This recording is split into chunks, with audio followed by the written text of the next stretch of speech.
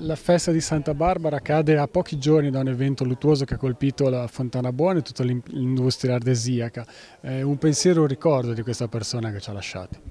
Innanzitutto vorrei dire che oltre che un grande lavoratore, cosciente di tutta la sua posizione, cosciente del lavoro che faceva, era un grande amico, non ha mai perso un attimo per il lavoro, non ha mai perso un attimo per le fandonie, è stata una grande persona, lo ricordiamo così e ricordiamo la sua famiglia e soprattutto i bambini di 5-10 anni.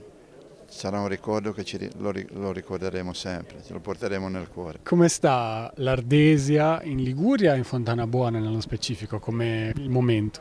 No, il momento è difficile per tutti, in un momento critico sia a livello nazionale che internazionale, non è semplice. Diciamo che l'Ardesia è un qualcosa di tradizionale che va rispettato e mantenuto, e anzi con l'aiuto di tutti, però bisogna considerare che il mercato è cambiato completamente, il mondo cambia e noi che siamo qui, che lavoriamo, che ci sono le 20 cave aperte e si estrae ardesia ligure, bisognerebbe riconoscere la nostra vitalità e mantenercela. L'Ardesia per la Val Fontana Buona è un po' il cuore produttivo, no?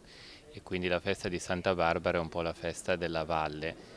Quest'anno appunto è stata anche l'occasione per stringersi attorno a questa famiglia, ma anche un po' ritrovare anche un desiderio di speranza, no? Un po' anche come ricordavo nell'omelia.